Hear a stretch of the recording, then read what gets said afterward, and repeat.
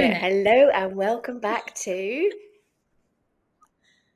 The podcasts, plural.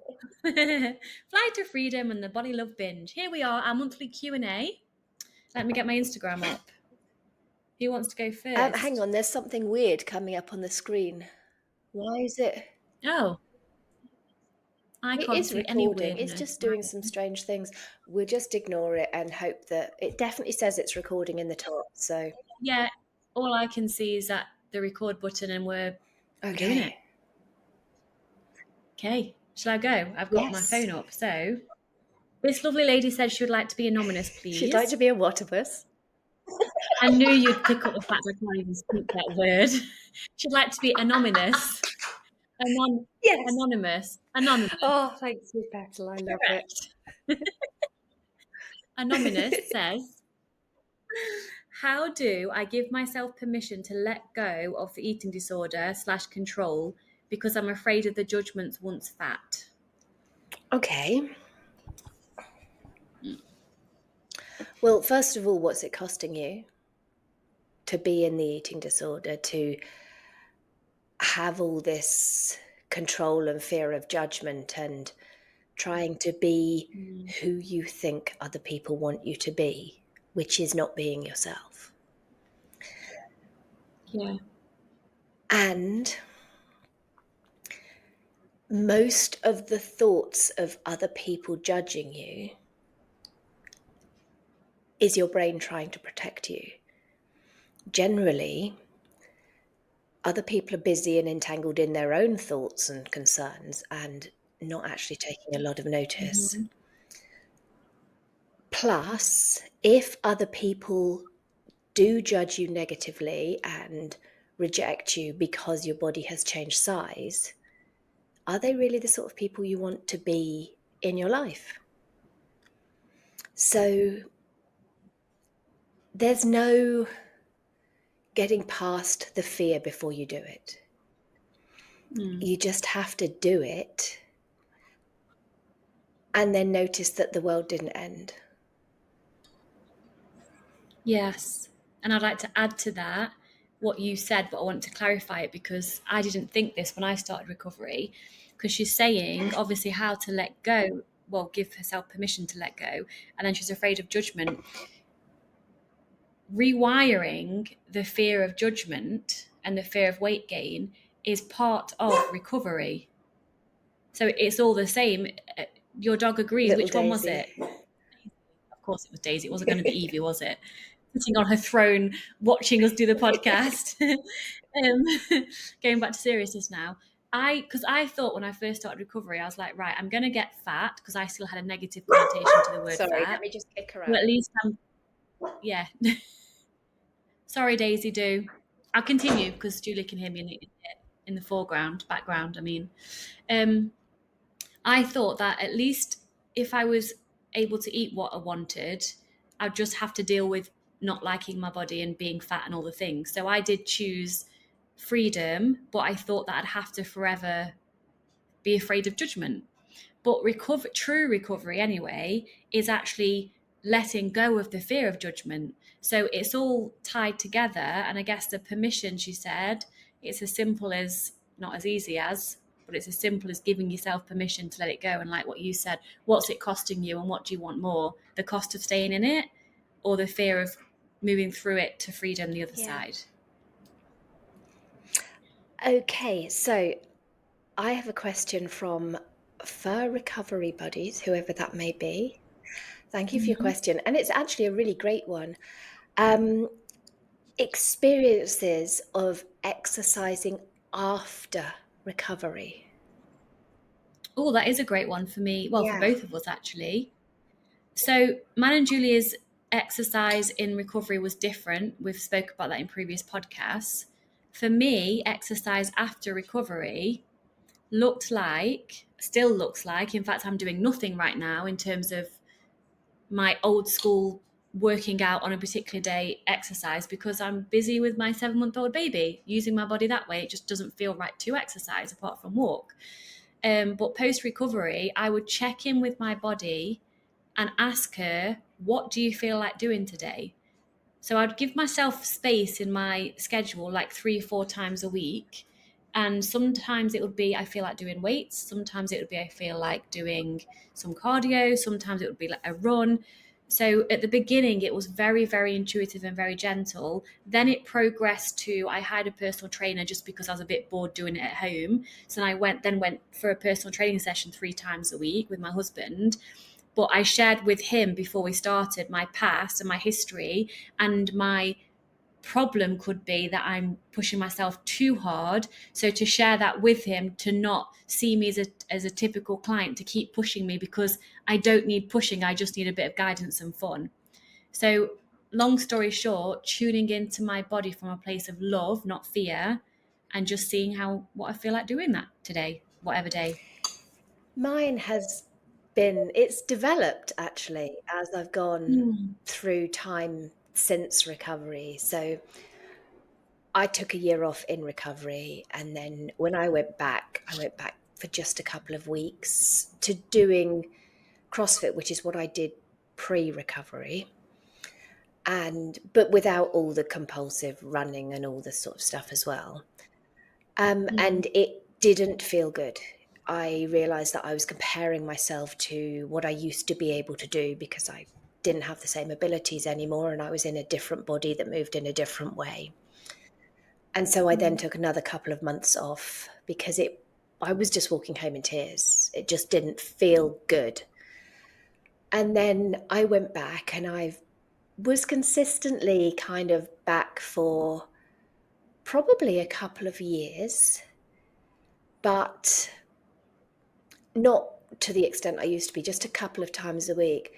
But I started noticing about 6 months ago that I enjoyed it when I was there, but I was going because I thought I should, because I Mm. thought, well, I don't want to be somebody that doesn't exercise. Yeah. And I realized I didn't want to go. So, probably about 3 months now ago, I cancelled my subscription and gave myself permission to just not. I mean, I walk the dogs regularly anyway, and I mean, they'd have something to say if I didn't, to be quite honest. I Oh, they would. really enjoy their walks. And so I was like, Mm. okay, well, I can be happy with that. And that's what feels good right now. And then after a few weeks, I thought, actually, I quite like the idea of doing just 10 minutes of gentle weights at home a couple of times a week. So I've been doing that, and that's Mm. felt really good. And it's literally just 10 minutes. Mm. And then 3 weeks ago, I was out on a walk and I thought, oh, really want to run. Oh my goodness, that sounds like a Mm. wonderful idea. So I started doing the Couch to 5K, which is an app we have here in Britain. I don't know. I'm sure you can get it anywhere, which is a build up to running 5K where you just run for like 60 seconds and walk for a bit and it builds you up. And it has felt amazing. I have been so excited to go on each one, Aw. and I've been really, really enjoying it. But I have no desire to push myself to the end to actually be running fully non-stop because the run walk feels amazing. So Yeah. my relationship's changed to something that it now really excites me and I look forward to it. And I have to say to myself, no, I'm going to leave a day in between and not go again every day because otherwise it'll just be pushing myself too much. But I'm Mm. excited about it and I'm enjoying it. So I've never had that with exercise before. I've never Mm. had that really looking forward to doing it from a place of joy. Yeah. Yeah, Genuine joy, not trying to convince yourself that you do like it after, because you probably did, but it's still a bit of like, I need to go to be yeah, okay though. but it's lovely. So yeah, exercise just evolves and you get to learn more about It you. does.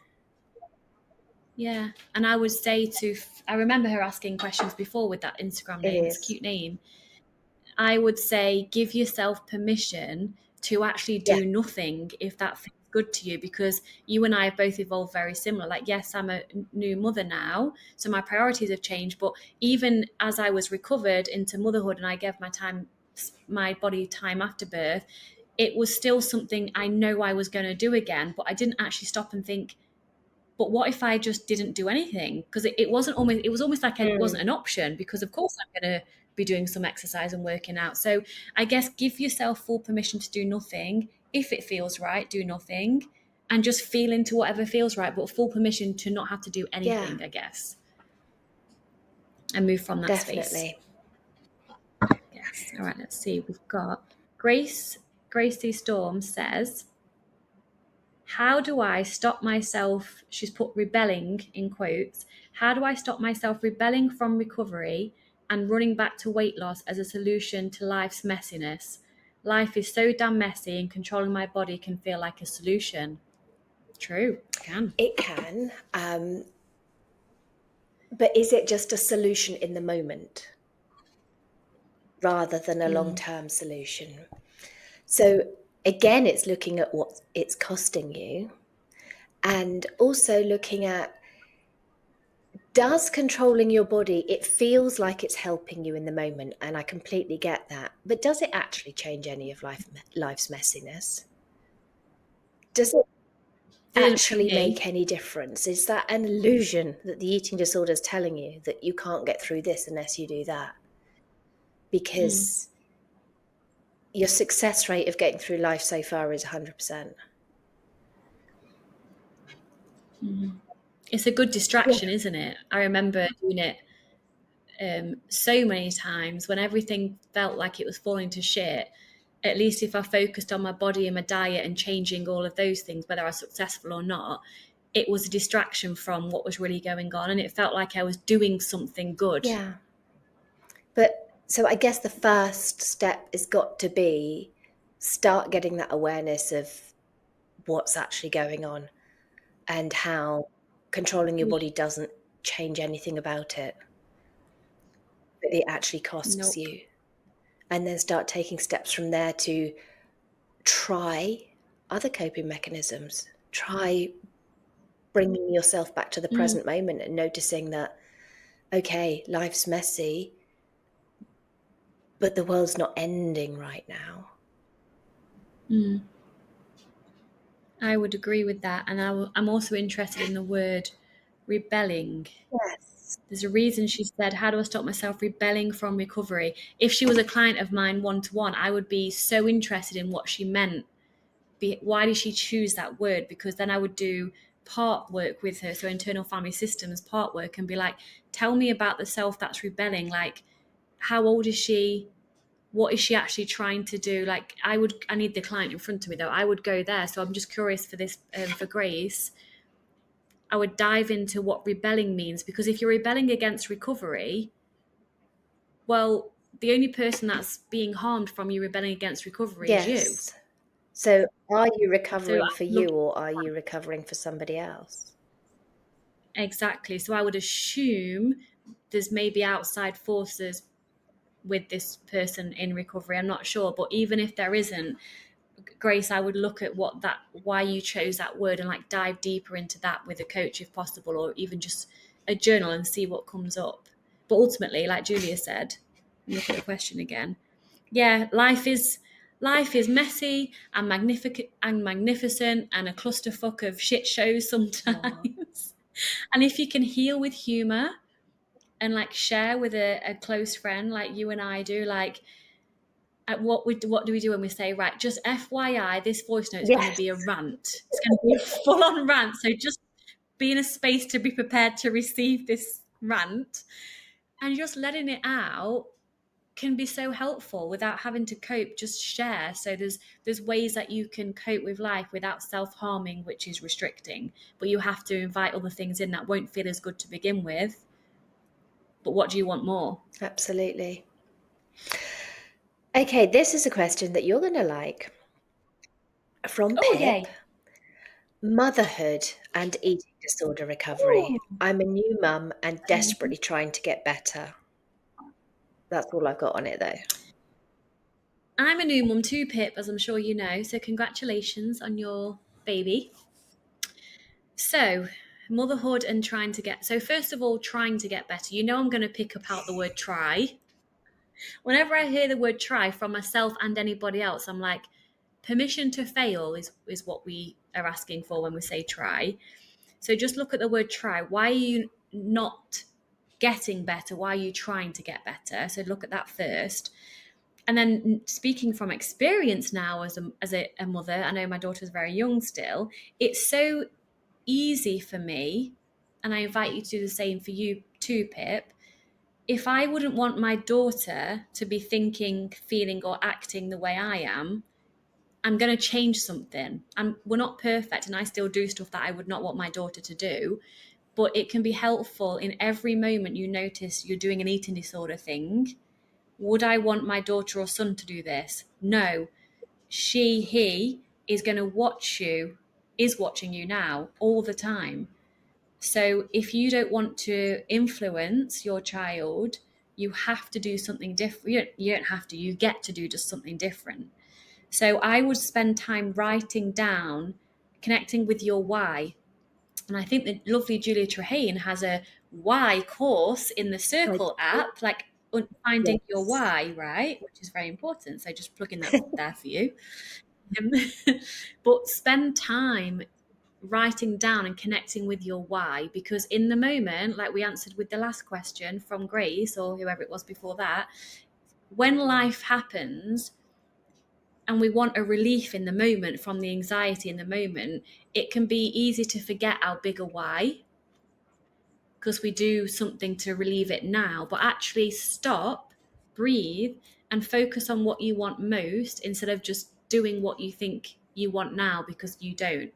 And then use your tools from your coach or from the podcast that we share to get you taking the action steps that would influence your son or daughter to have a fun, free, loving relationship with themselves and food, and focus on the why. I think that's what I would say with that. I would agree. And I would also add in that the thing your baby and child, as he or she grows up, wants most from you is your presence and your love. They Mm. do not care what you look like. They don't care how routine you are, how structured you are, how perfect you can be. They just want you. They want you to be present in their lives. They want your love.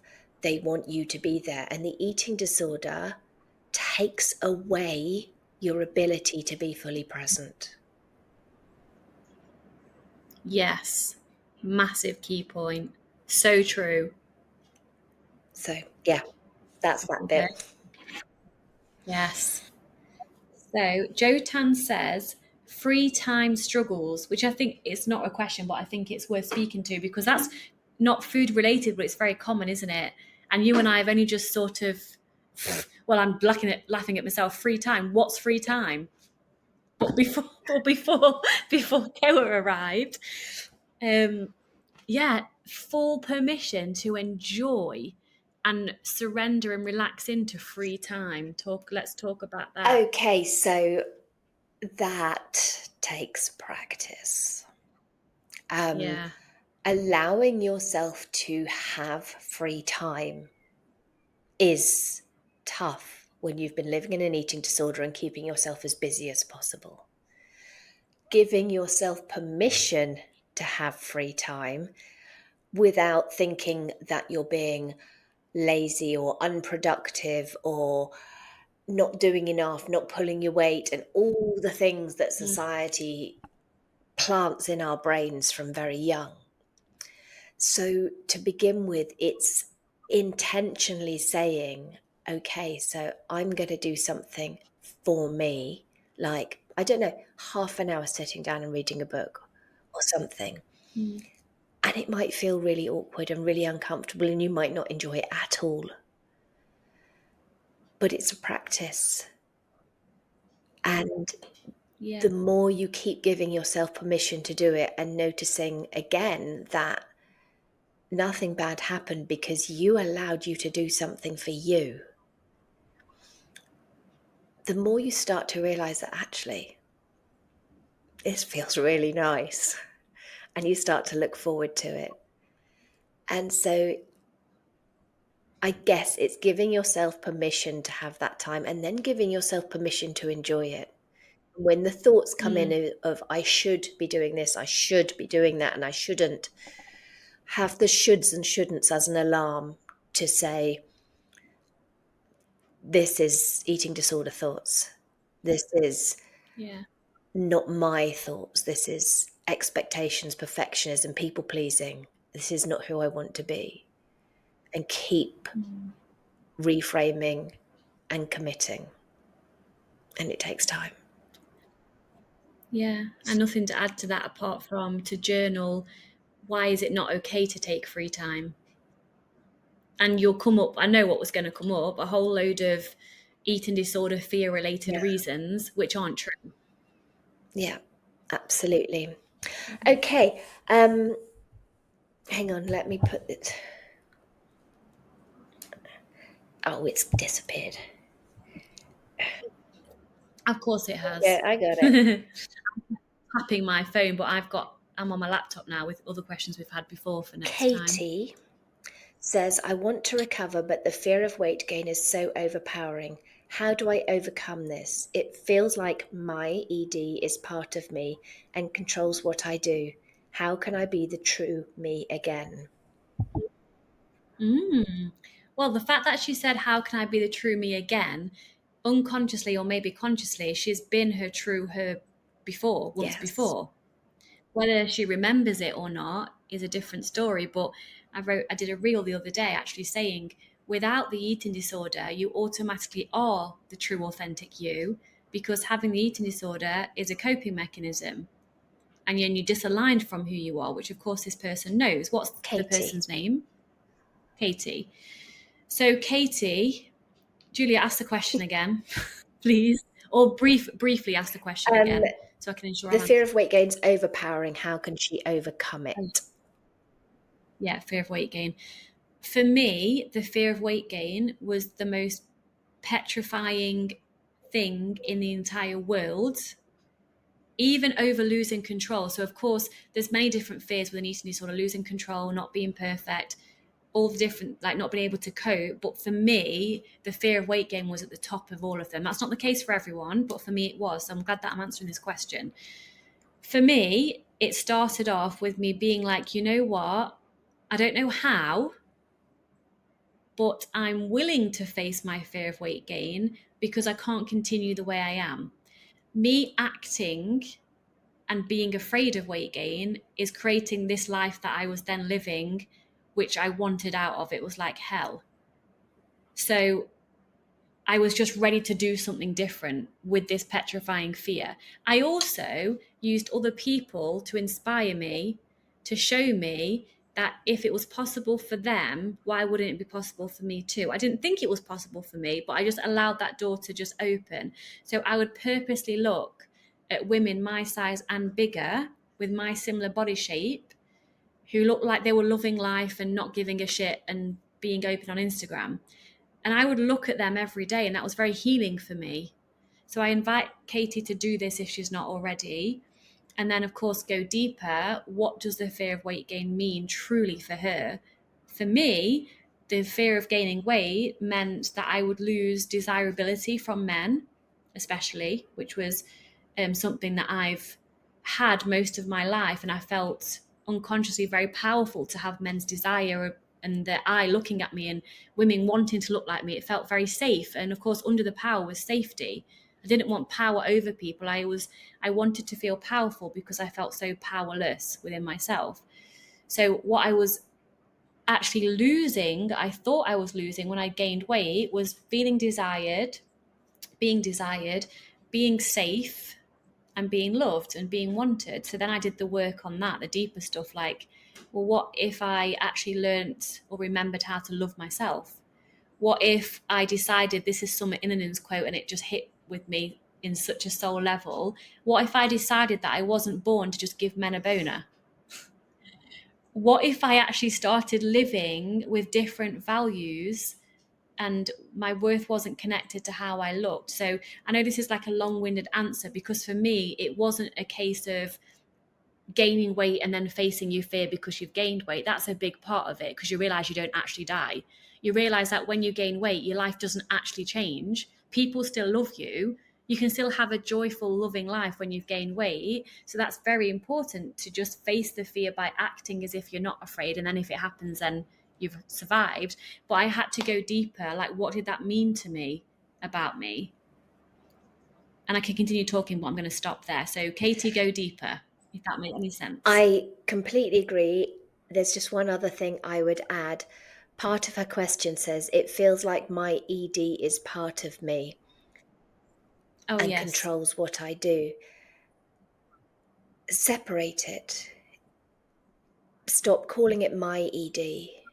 It's not part of Mm. you. Separate it out, call it the eating disorder. Give it a name if that helps, but separate it from Mm. you. One of my clients is brilliant. She's called her eating disorder Hank.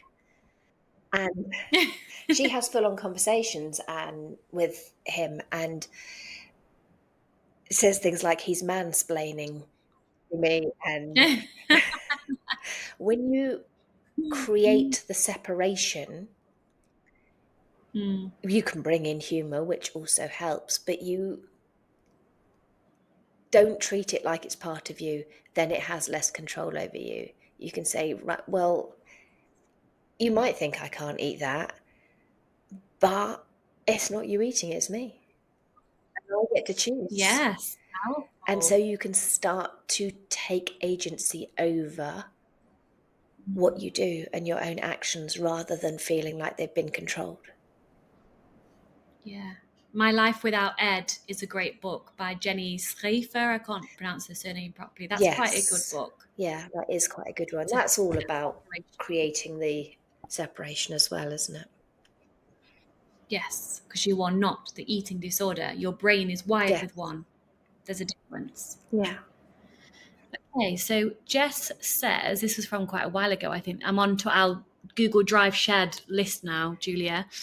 So Jess says, how do I know if I've reached my set point weight or need to keep trying to gain? Oh, I don't tend to get hungry, so I'm unsure if I'm weight restored and my body's telling me to stop, or if I need to carry on with force feeding and weight gain. Technically, I'm a healthy BMI and I've no clue what my body's healthy weight should be. That's a brilliant question. And I Mm, get how confusing that can be as well, because it is a very unsure time. So, yeah, what I would say is you don't need to continue force feeding, but all bodies need regular nourishment. And your body needs to yeah, know that not only that she's safe from the eating disorder, but that she's safe going forwards. So, yes. I mean, if I get stressed or upset or anything, the first thing that happens is I lose my appetite. But now, Mm, because I'm aware of my history, I will make sure that I regularly nourish myself anyway. I will make sure that even if I'm not hungry, I will always have 3 meals a day. And then if I'm hungrier, I mm, will absolutely add in snacks. So yeah, ensuring that you regularly eat, regardless of whether you're hungry or not, because of your history, and that's just self-care. yeah, And also be aware that when your body's hunger signals are probably still quite quiet, and so when you're mm, focused on something else or doing your attention is on something else, they're very easy to miss. So you yeah. might not notice that you're hungry when you're actually hungry. Very key point. I used to think hunger, even in recovery, I used to think hunger was when my belly was actually rumbling. Okay, yeah, I'm hungry now, clear signal. But actually, no, for me now, hunger is when I'm just a little bit like feeling a bit tired or a bit agitated. Or if I just think about food and it feels good, I'm hungry. When my belly's rumbling, I'm too far gone. I'm like starving. Give me fucking food now before I kill somebody. Yeah. Well, she did say she doesn't tend to get hungry, so that might be like you said. First of all, see what hunger is like for you. Yes. That's not just a Yeah, body because I'm rumbling. I'm quite restless. It's before I Mm, get like physical hunger feelings in my stomach, I get quite restless. yeah. Sometimes I feel a little bit nauseous, and that's actually Mm, a very unhelpful hunger signal. yes. But yeah, I wouldn't be cutting down lots of food. I would be ensuring that you are making sure you nourish your body from a place of self-care forever. I would agree. Whatever. And she said, how do I know if I've reached my set point? You'll know if number one, you are not constantly thinking about Yes. food. You say you're not hungry, but I don't know because she's not here. Are you thinking about food a lot? Because if you're thinking about food, you need to be eating way more food than what you're currently eating. So you'll know your weight restored when food is just a delicious, pleasurable part of life that you don't think about unless you're hungry or if you're walking past a bakery because hello, who doesn't think about getting a cookie when they're walking past a bakery? So you just relaxed around food. Your period's back if it was lost Regularly before. You regularly, yeah. You feel good in yourself. You're with sleeping energy. well. Energy. Your skin's good. You had like general physical and mental and emotional well-being. You feel good in Yeah. yourself. Um, when your weight's kind of stabilized for maybe around 3 to 6 months without going up or down, that's when you know you're kind of at your set point. And then there's one other thing I wanted to ask. I think it was just making sure she's eating unrestrictedly, even if it's mental hunger. Oh, that was the other thing. I'm asking Jess outright, are you afraid of any food? If you're afraid of any food, I would argue that you're not at your set point because you've not got a healthy, normal, free relationship with food. So then I would challenge the foods that you're still afraid of and eat them regularly until you're not. Is it my go? Your go, yeah. Sue, our lovely Sue, has our Our lovely lovely Sue Sue. has asked for, she said that you've given your thoughts on cognitive behavioral therapy. And Mm-hmm. she said, what are your thoughts on dialectical behavioral therapy, DBT, in recovery? Is that, tell me what that is exactly before I answer, because I'm thinking that it's No, it's not. electric No, shock no. in the brain. So tell me what, first of all, that is before I can answer it. Dialectical behavioral therapy is, I personally think it's quite helpful in recovery. It's got four components. I'm not going to be able to name them all. Shall I Google it? Hold You on. can do. How do you Just spell put it? DBT. But Right. as far as I'm aware, it's got What? mindfulness, which is always going to be helpful to bring you back to the present moment and notice when your brain is stressing about the future or stressing about the past. So I think the mindfulness aspect of it is really great. Um, I've got it okay. up, yeah.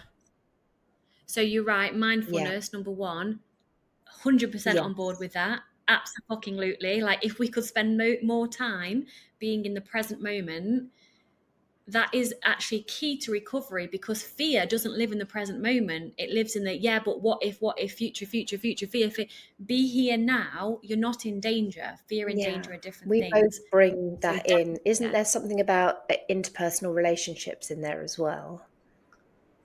I've got four. The second one is distress tolerance. So surviving crisis moments without making Yeah. them worse, grounding, distraction, self-soothing, helps when emotions are Yeah. overwhelming. Which again is stuff that we bring into coaching. It's Yep.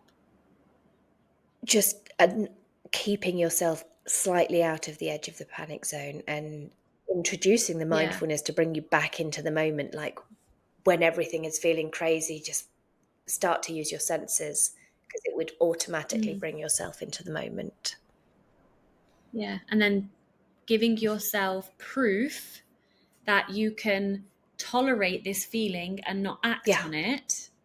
you can face the fear and not combust into flames. And that's when the brain learns, Absolutely. oh, okay, I was really afraid of this thing, but actually, like Sue with the laxatives she stopped taking, which is freaking amazing, she's showed herself that she can not take them and actually be Yes, okay. yeah, and I mean, She the has to majority work of that. people do this when they learn to drive. Yeah. Oh my God. When I first sat in the car in my first lesson, I was like, I'm never Yeah, doing that ever again. I yeah. hated it. So yeah, Yeah. it's showing that we can do it by repetition. What's the Yeah. third one? The third one's emotional regulation. So understanding and naming Why I built emotions. the feelings navigator in the circle. Yep. Yep. So yes, we're on Yes, board with that 100%. and something about It doesn't say though, I mean, this is only just a quick thing that it's given me, but with the emotional regulation, for me, I feel it's missing. Why is the emotion there in the first place? Like, for example, if you think of disappointing someone, if you feel absolute panic within your body, that's not a normal, healthy response for disappointing someone. So I'm all about, why do you feel panic when you feel like you're going to disappoint someone, and let's go there. So I think, yes, the emotional regulation in the moment with the emotions is key, but there's still that deeper aspect of why they're even yes, there in the first place. yeah, And the fourth one is interpersonal effectiveness, asking for what you need, setting boundaries, yeah. etc. So yes, DBT is good. It's very helpful. We use aspects of all of it within coaching anyway. Um, I don't know if on its own it would be effective enough because I think there is No, a I don't think depth so. that needs to be taken. Yeah. And it's funny that I didn't know what it was, but I use all those things anyway, but just in Yeah. my own way, and I go deeper. That's why we became coaches, not therapists, because I think therapists have so many rules and regulations that they have to follow the rule book. That is not Well, me. No coaching has way. more freedom to pull from Yeah, CBT, DBT, NLP, and all the other acronyms. exactly. Without having to be certified with a tick And box and a yeah, signature of you've been but through this if program. from what I understand, and this could be wrong, but if you're Mm, doing CBT, that's all you're doing within that yeah, session, whereas we can pull from all different modalities of healing, plus obviously lived yeah. experience and self-love and compassion and getting to know your authentic self. Mm, Um, so we exactly. just have more freedom. Yeah, To support in a way that intuitively yeah, feels right for each different individual person, which I think is key. So yes, so we're all for DBT, but there's still stuff missing in there, definitely. definitely. And wait, yeah, It it's my is. turn now. I think this was still Jess, because I've deleted that question. I don't have a name, so I think it might have been Jess or someone else. So she's saying, let me see if I can put these two into one. Oh, these are actually, I'm going to do this separately. We'll see what we have time for. If not, we'll do it the next session. How do I know if I have food rules? Sometimes it feels like I've lost my barometer of a normal relationship with food and don't know if I even have food or exercise rules. It's a good question. That is a good question. And I don't know if I want to say what I want to say, which is a really interesting thought, isn't it? Um, Yeah. because you can learn a lot from watching people, but you Mm-hmm. also need to walk your own path. So do you Yeah, see what yeah, I mean? I yeah. don't know if I want to say what I'm going to say. Yeah. Um, if if what you're doing feels like it can be flexible, it can be free, Mm, that mm, if something happens and you need to change plans, there's no anxiety about it.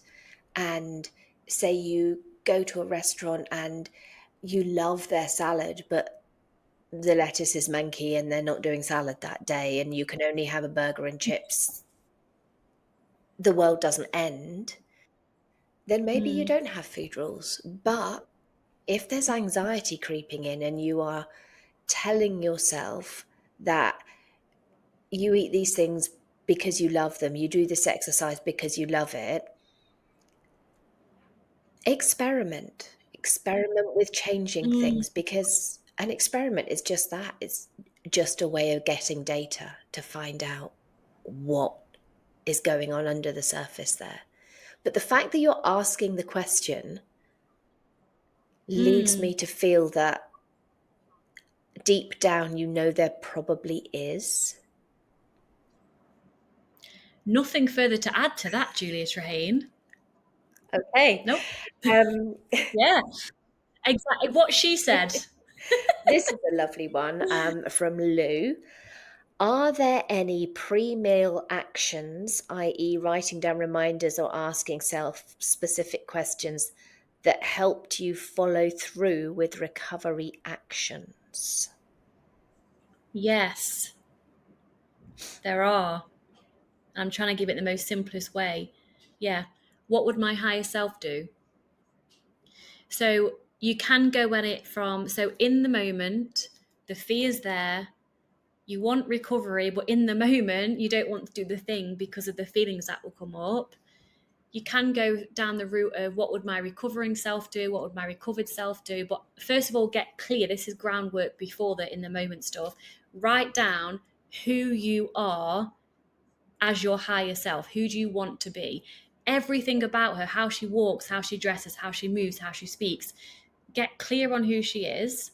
And in the moment, when you feel the resistance and the fear, what would she do? And then do that. Yeah, absolutely. It can be helpful, and I know several of my clients have found it very helpful to create like your own placemat or something with Hmm. that on, with all the affirmations, with the reasons why you're going to eat the damned food. Yeah, So yeah, that yeah. in the moment when your brain is going at you and you don't Yeah. feel that you can even drag up the reasons, they're already Mm. there. Yes. Didn't I get you did I buy you cutlery as a You gift when you did. was a Yeah. first my client? What did they say on the knife and fork? Um, I cannot remember. Was it? Because I got you Step and by Carla some, step was it?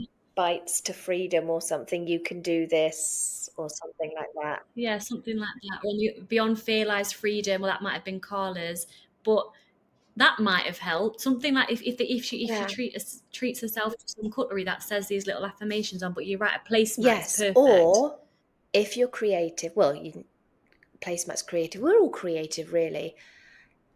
Going to a pottery cafe and creating your own plates with it on Mm, is such fun. It's oh, yes, I you've done love that. it. Absolutely love Yeah. it. Oh, I thought of another idea for her.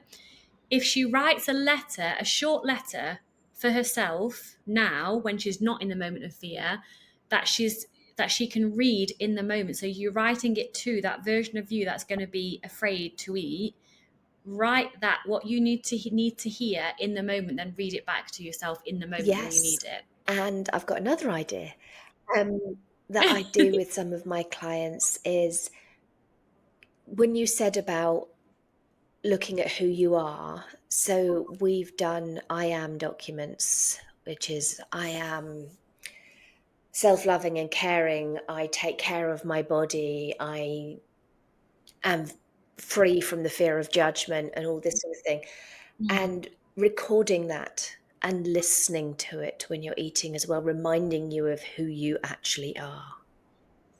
Yes. Love that. Very Especially in powerful. your own voice. Yes. Should we do one Yes. more? Oh, I've got such good ones for next time as well. Which one shall I choose? One second.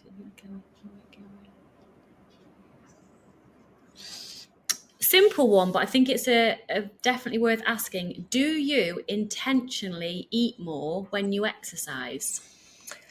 That's a very good question. So, Mm.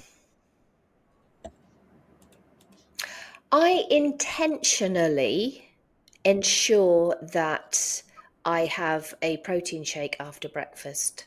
after breakfast, after exercise, where did breakfast come in? Mm. To help my muscles repair. So that's something I intentionally do after exercise. And I don't think I intentionally eat more, but I'm fairly good at knowing what my body wants to have. So if I say I'd been for a run today, which I actually haven't, but if I had, and I started feeling a little bit more hungry towards lunch, I would have more lunch. Or if I had my lunch and thought, I could have a bit more, I would have a bit more.